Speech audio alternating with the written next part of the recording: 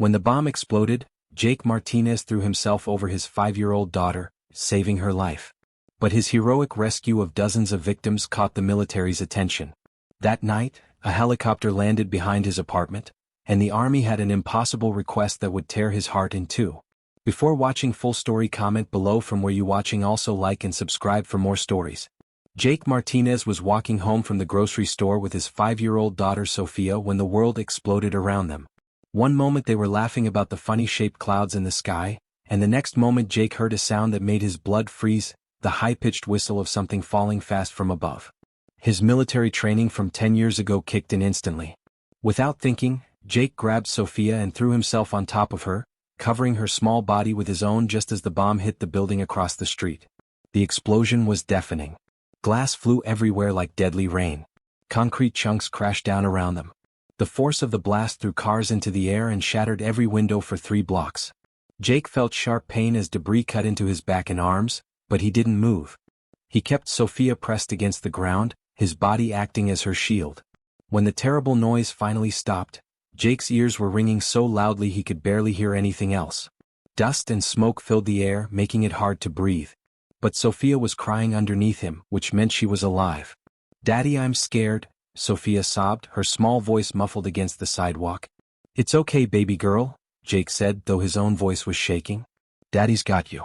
You're safe." Jake slowly lifted himself up and looked around. The scene was like something from a nightmare.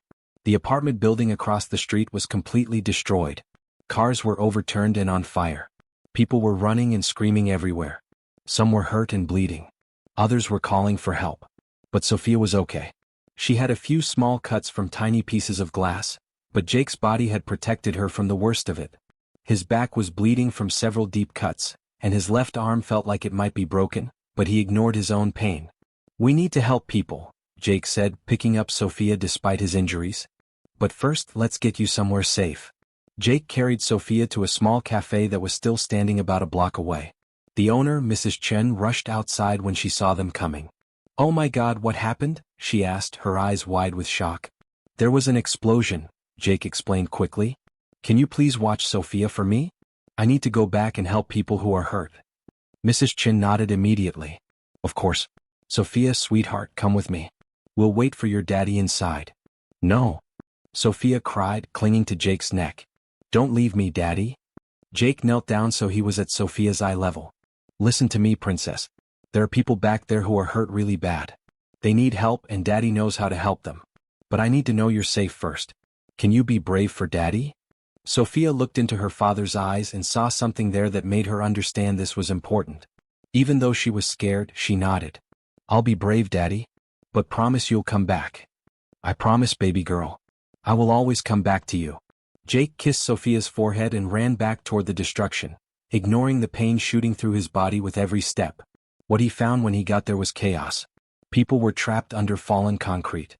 Others were bleeding and crying for help. Some were unconscious and needed immediate medical attention. Jake's military training took over completely. He had been a combat medic in the army for 6 years before Sophia was born. He knew how to stay calm in dangerous situations and how to help injured people. The first person he found was an elderly man trapped under a piece of concrete. The man was conscious but couldn't move his legs. "Sir, I'm going to help you," Jake said, checking the man for serious injuries. "What's your name?" "Henry," the man gasped. "My legs? I can't feel my legs." "Okay, Henry, I need you to stay still while I move this concrete. Don't try to move." Jake used a piece of metal as a lever and managed to lift the concrete enough for Henry to slide out. He quickly checked Henry's spine and legs. "The good news is your legs aren't broken," Jake told him. "You're probably just in shock. Can you wiggle your toes for me?" Henry tried and managed to move his toes slightly. Jake smiled with relief. "See? You're going to be okay. But we need to get you to a hospital." Jake helped Henry to a safe area where other people were gathering, then went back to look for more victims. Over the next hour he pulled 3 more people out of the rubble. He stopped bleeding for a woman who had a deep cut on her arm. He performed CPR on a young man who had stopped breathing and managed to save his life. All around him, other people were helping too. Neighbors were sharing water and bandages. Store owners were opening their shops to provide shelter. It was like the whole community had come together in the face of tragedy. But Jake was different from the others. While everyone else was doing their best to help, Jake moved with the precision and knowledge of someone who had been trained for exactly this kind of situation. He knew which injuries were life-threatening and which ones could wait. He knew how to keep people calm and how to move them safely. People started to notice. Word spread quickly through the crowd about the man who seemed to know exactly what he was doing, who had already saved several lives. "That guy over there," someone said, pointing at Jake. "He's like a real-life hero. He pulled Mrs. Garcia out from under that wall and stopped her bleeding. I saw him give CPR to that young man," another person added. "Brought him back from the dead." But Jake wasn't thinking about being a hero. He was thinking about Sophia waiting for him at the cafe. He was thinking about all the people who still needed help. And he was thinking about how grateful he was that his little girl was safe. As the sun began to set, police cars and ambulances finally started arriving at the scene. The first responders were amazed by what they found. Despite the devastating explosion, the number of casualties was much lower than it should have been. Someone had been organizing the rescue efforts and providing medical care. "Who's been coordinating the medical response here?" asked Captain Rodriguez, the lead paramedic. Several people pointed to Jake, who was still working on bandaging a teenager's injured leg. Captain Rodriguez walked over to Jake. "Sir, I need to ask you some questions. Are you a doctor?" Jake looked up, his face covered in dust and sweat. "No, I'm not a doctor. I used to be a combat medic in the army, but that was 10 years ago." "Well, whatever you used to be, you saved a lot of lives today," Captain Rodriguez said with respect in his voice. "The work you did here, it's extraordinary." Jake stood up slowly, suddenly feeling every ache and pain in his body. "I just did what anyone would do." "No," Captain Rodriguez shook his head. "What you did was special. We've been doing this job for years and we've never seen anything like this. You organized an entire disaster response with no equipment, no backup, and while injured yourself." As Jake finally walked back to the cafe to get Sophia, he didn't know that Captain Rodriguez was already making phone calls. He didn't know that the story of what happened that day was being reported to higher authorities. He didn't know that somewhere in Washington, D.C., military officials were taking note of his name. Sophia ran into his arms the moment he walked into the cafe. "Daddy, you came back." "I told you I would, Princess," Jake said, holding her tight and ignoring the pain in his injured arm. Mrs. Chen looked at Jake with tears in her eyes. "The news is calling you a hero," she said softly. "They're saying you saved dozens of people." Jake shook his head. "I'm not a hero. I'm just a dad who wanted to make sure his daughter stayed safe and other people's children got to go home to their families too." That night, after Jake had taken Sophia home and they had both cleaned up and eaten dinner, they sat together on their small couch watching the news. The explosion was the top story on every channel. "A terrorist bomb devastated downtown this afternoon," the news reporter said. But thanks to the heroic actions of local resident Jake Martinez, a former army medic, casualty numbers were kept surprisingly low. Martinez, a single father, organized rescue efforts and provided life-saving medical care to dozens of victims. Sophia looked up at her daddy with wide eyes. "Daddy, you're on TV." "Yes, baby girl. But you know what's more important than being on TV?" "What?" "That you're safe and that other people's families are safe too." Jake tucked Sophia into bed that night like he did every night, reading her favorite story about a brave princess. But tonight felt different. Tonight, Sophia looked at her daddy like he was the bravest person in the whole world. "Daddy," Sophia said sleepily, "were you scared today?" Jake thought about that question. "Yes, princess. I was very scared. But sometimes being brave means doing the right thing even when you're scared." "Will you always protect me, Daddy?" "Always, baby girl. No matter what happens, Daddy will always protect you." Sophia smiled and closed her eyes, feeling completely safe in the knowledge that her daddy was the kind of person who ran toward danger to help others, but who would always come back to her. Jake was washing dishes in the kitchen around 10 p.m. when he heard a sound that made him freeze. It was the deep, rhythmic thumping of helicopter blades, and it was getting closer. He looked out the window and saw something that made his heart skip a beat. A military helicopter was landing in the empty field behind their apartment complex. It was a Black Hawk, the kind used for important military operations. Jake's mind raced. Why would a military helicopter be landing near his home? He hadn't been in the army for 10 years. He was just a regular guy who worked at a construction company and raised his daughter alone. The helicopter landed and Jake watched as 4 people got out. Even from a distance, he could tell they were military officers by the way they moved and carried themselves. A few minutes later, there was a knock at his door. Jake checked through the peephole and saw 2 men and 1 woman in army uniforms standing outside. Jake opened the door slowly. "Can I help you?" The woman in front, who had the rank of colonel on her uniform, spoke first. "Mr. Martinez, I'm Colonel Sarah Williams. These are Major Thompson and Captain Davis. We need to speak with you about what happened today." Jake's heart was pounding. "Is everything okay? Am I in trouble?" "No, sir, you're not in trouble," Colonel Williams said with a slight smile. "Quite the opposite. May we come in?" Jake let them into his small living room, grateful that Sophia was fast asleep in her bedroom. The 3 officers sat down on his couch while Jake took the chair across from them. "Mr. Martinez," Colonel Williams began, "what you did today was remarkable. Our intelligence indicates that without your intervention and leadership, the casualty count from today's attack could have been 10 times higher." "I just helped where I could," Jake said modestly. "Anyone with medical training would have done the same thing." Major Thompson leaned forward. "Actually, sir, that's not true. We've reviewed the reports from the scene. You didn't just provide medical care. You organized an entire disaster response. You prioritized casualties by severity. You coordinated with civilians to create supply lines and safe zones. You essentially ran a field hospital using nothing but debris and basic supplies." Jake was confused. "Why are you telling me this? It's over now. Everyone is safe." Captain Davis spoke up. "Mr. Martinez, are you familiar with the current situation in Syria?" Jake nodded. He watched the news. He knew there was ongoing conflict there, and that American forces were involved in humanitarian missions. "We have a situation there," Colonel Williams explained. "A refugee camp with over 10,000 people, including many children. The camp has been cut off from supply lines due to increased fighting in the area. The people there are injured, sick, and running out of food and medical supplies." Jake began to understand where this conversation was going, but he couldn't believe it. "We need someone to go in there and organize a medical and humanitarian response," Colonel Williams continued. "Someone who can work under pressure, who can lead civilians in a crisis, and who has the medical knowledge to save lives." "You want me to go to Syria?"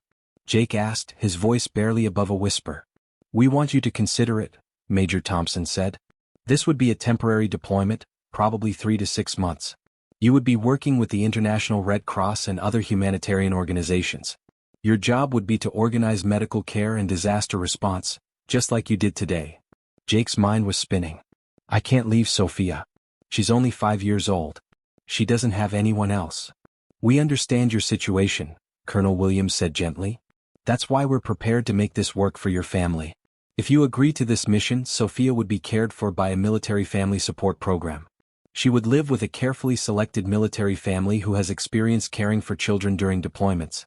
You would have video calls with her every day, and the military would cover all her expenses." Jake shook his head immediately. "No, I can't leave my daughter. She's lost too much already." The officers exchanged glances. Captain Davis pulled out a tablet and showed Jake some photos. "Mr. Martinez, these are pictures from the refugee camp." Jake looked at the screen and felt his heart break. He saw children Sophia's age living in tents, some of them clearly sick and malnourished. He saw mothers holding babies, their faces filled with desperation. He saw elderly people lying on the ground with no medical care. "There are over 3,000 children in that camp," Colonel Williams said quietly. "Many of them are Sophia's age or younger. They're dying from diseases that could be easily treated if someone with your skills was there to help." Jake stared at the photos, feeling torn between his duty as a father and his desire to help people who desperately needed it. "I understand this is a difficult decision," Major Thompson said. "And we're not asking you to decide right now. But I want you to know that what you did today, people are calling it heroic. And heroes have a responsibility to use their gifts to help others when they can." "What about my job?" Jake asked. "What about Sophia's school?"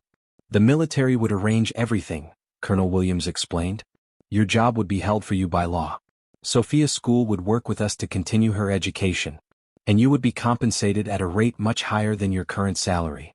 Jake was quiet for a long moment, thinking about everything they had said. Finally he looked up at the officers. "How long do I have to decide?" "Take a week," Colonel Williams said, standing up. "Think about it. Talk to Sophia if you think she's old enough to understand. And remember, Mr. Martinez, you have skills that could save thousands of lives. Not many people get the chance to make that kind of difference in the world." After the officers left, Jake sat in his living room for hours, staring at the ceiling and thinking. He thought about Sophia and how scared she had been today. He thought about the promise he had made to always protect her. But he also thought about the children in those photos, children who had no one to protect them. The next morning, Jake made breakfast for Sophia like he did every morning. But he kept thinking about the conversation with the military officers. "Daddy, you're quiet today," Sophia observed, eating her cereal. "Are you sad?" Jake looked at his beautiful daughter, with her big brown eyes and her hair in pigtails. "Daddy is thinking about some important things, princess." "What kind of important things?" Jake sat down next to her. "Sophia, you know how Daddy helped people yesterday when they were hurt?" Sophia nodded. "You were a hero like the princess in my books. Well, there are other people far away who are hurt and need help too. Children like you who don't have enough food or medicine." Sophia's face became serious. "That's sad, Daddy. Can we help them?" "That's what Daddy is thinking about. Some people asked Daddy if he would go help those children. But it would mean Daddy would have to go away for a while." Sophia's eyes immediately filled with tears. "You would leave me?" Jake quickly pulled her into his arms. "Oh no, baby girl. Daddy would never leave you alone. If Daddy went to help those children, you would stay with a very nice family who would take care of you. And Daddy would call you every single day." "But I want to stay with you," Sophia cried. "I don't want you to go away." Jake held her tight, feeling his heart break. "I know, princess. Daddy doesn't want to go away either. That's why this is such a hard decision." Over the next few days, Jake thought constantly about what he should do. He called his sister Maria, who lived in another state. "Jake, this is an incredible opportunity," Maria said over the phone. "You could save thousands of lives. And the military support they're offering for Sophia sounds amazing. But what if something happens to me over there?" Jake asked. "What if I don't come back? Sophia has already lost her mother. I can't risk leaving her an orphan." "Jake, you could get hit by a car tomorrow walking to work. Life doesn't come with guarantees. But this chance to help people, it's like you were meant for this." Jake also talked to Mrs. Chen at the cafe. She had become like a grandmother to Sophia over the years. "Mr. Jake," she said in her gentle voice, "I saw what you did during the explosion. You have a gift for helping people. And children are suffering far away. If you don't go, who will help them?" "But Sophia needs me," Jake said. "Sophia needs to know her father is a man who helps others when he can," Mrs. Chen replied. "She needs to learn that sometimes we make sacrifices for people we don't even know because it's the right thing to do." On Thursday night, Jake sat Sophia down for a serious conversation. "Princess, Daddy has been thinking a lot about those children who need help. And I think Daddy needs to go help them." Sophia's bottom lip started to tremble. "For how long?" "Maybe 6 months. That's half a year. It's a long time but not forever." "Where would I live?" "With a very nice family. They have children too, so you would have friends to play with. And Daddy would call you every day to say goodnight." Sophia was quiet for a long time, thinking hard. Finally, she looked up at Jake. "Daddy, would those children die if you don't help them?" Jake was surprised by the maturity of her question. "Some of them might, yes." "Then you have to go," Sophia said, even though tears were running down her cheeks. "Because if they die and you could have saved them, you would be very sad forever." Jake was amazed by his 5-year-old daughter's wisdom and compassion. "Are you sure, baby girl?" "I'm sure. But Daddy?" "Yes." "Promise me you'll be very, very careful. And promise me you'll come back." "I promise, princess. Daddy will be very careful, and I will definitely come back to you." Jake called Colonel Williams the next day and told her he would accept the mission. Within a week, everything was arranged. Sophia would stay with the Johnson family, who had 2 children of their own and lived on a military base about an hour away. Mr. Johnson was a retired Army sergeant, and Mrs. Johnson was a teacher who specialized in helping children deal with deployment separation. The night before Jake left, he and Sophia had a special dinner at their favorite restaurant. Then they went home and packed a small bag of Sophia's favorite things to take to the Johnson family. "Daddy," Sophia said as Jake tucked her into bed for the last time before leaving, "I'm scared." "It's okay to be scared, princess. Daddy is scared too. But sometimes being brave means doing something important even when you're scared." "Will you really call me every day?" "Every single day, I promise. And I'll send you pictures so you can see what Daddy is doing." "And you'll come back in 6 months?" "Maybe sooner if I can. But definitely in 6 months or less." Sophia hugged her daddy tight. "I love you, Daddy. Go help those children." "I love you too, baby girl. More than anything in the whole world." The next morning, Jake said goodbye to Sophia at the Johnsons' house. It was one of the hardest things he had ever done. Sophia was brave and didn't cry, But Jake had to fight back his own tears as he watched her wave goodbye from the front window. 2 days later, Jake was on a military transport plane flying toward Syria. As he looked out the window at the clouds below, he thought about Sophia and about the children he was going to help. He thought about the explosion, and how one moment of crisis had led to this incredible opportunity to make a difference in the world. When Jake arrived at the refugee camp, he was shocked by what he saw. Thousands of people living in tents and makeshift shelters. Long lines of people waiting for food and water. A small medical tent that was completely overwhelmed with sick and injured people. But Jake also saw something else. He saw hope in people's eyes when they learned that help had arrived. He saw mothers smiling when he was able to treat their sick children. He saw elderly people who had given up hope suddenly believe that they might survive. Jake threw himself into the work completely. He organized medical teams, set up supply distribution systems, and trained local volunteers to help with basic medical care. Within 2 weeks, the death rate in the camp had dropped by 60%. Every night, Jake called Sophia on a satellite phone. She would tell him about school, about her new friends at the Johnson house, and about the pictures she was drawing for him. Jake would tell her about the children he was helping and how much her brave decision to let him go was helping to save lives. "Daddy, I miss you," Sophia would say every night. "I miss you too, princess. But I'm so proud of you for being brave. The children here are getting better because you let Daddy come help them." After 3 months, Jake had transformed the refugee camp. What had been a place of desperation and death had become an organized community with proper medical care, clean water systems, and educational programs for the children. The International Red Cross was so impressed with Jake's work that they offered him a permanent position with their organization. It would mean good pay, important work, and the chance to help people all over the world. But Jake didn't hesitate for even a second before turning down the offer. "Thank you," he told the Red Cross coordinator, "but I have a 5-year-old daughter who needs her daddy to come home." Jake completed his mission in exactly 5 months and 2 weeks. When his plane landed back in the United States, Sophia was waiting for him at the airport with the Johnson family. She ran into his arms and Jake lifted her up and spun her around, both of them crying with happiness. "Daddy, you came back. You kept your promise. I told you I would, princess. Daddy always keeps his promises to you." That night, as Jake tucked Sophia into bed in their own apartment for the first time in almost 6 months, she looked up at him with shining eyes. "Daddy, Mrs. Johnson showed me on the computer about the children you helped. She said you saved thousands of people. We saved them together, princess. Because you were brave enough to let Daddy go help them. I'm proud of you, Daddy. And I'm proud of me too." Jake smiled, his heart full of love for his incredible daughter. "I'm proud of you too, baby girl. You're the bravest person I know." Years later, when Sophia was older, she would often tell people the story of how her daddy became a hero twice. Once when he protected her from a bomb and saved dozens of people in their neighborhood, and once when he went halfway around the world to save thousands of refugee children. But Jake would always correct her. "I wasn't the hero," he would say. "The real hero was a 5-year-old girl who was brave enough to let her daddy go help other children, even though it meant being apart for months." Jake never deployed again. He went back to his construction job and focused on raising Sophia. But he volunteered with local disaster relief organizations and taught first aid classes to community members. And sometimes late at night he would get emails from Syria. Former refugees who had made it to safety would write to thank him for saving their lives or the lives of their children. They would send pictures of their families, healthy and happy in their new homes. Jake would show these pictures to Sophia, now 8 years old and wise beyond her years.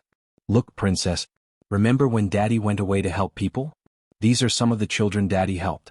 Look how happy and healthy they are now." Sophia would study the pictures carefully. "Daddy, I'm glad we helped them. Even though it was hard for us to be apart." "Me too, baby girl. Me too." Jake learned that being a hero wasn't about doing one brave thing. It was about making the choice again and again to help others when you could. It was about raising a daughter who understood that sometimes love means letting go so that other people can be helped. And Sophia learned that her daddy wasn't just her protector and provider. He was someone who risked his own safety to help strangers, someone who used his skills to save lives, someone who made the world a better place. Most importantly, they both learned that love isn't about holding on tight and never taking risks. Real love sometimes means being brave enough to do the right thing, even when it's scary, even when it's hard, even when it means being apart for a while. Because in the end, the love between a father and daughter is strong enough to survive anything, even a mission to save the world.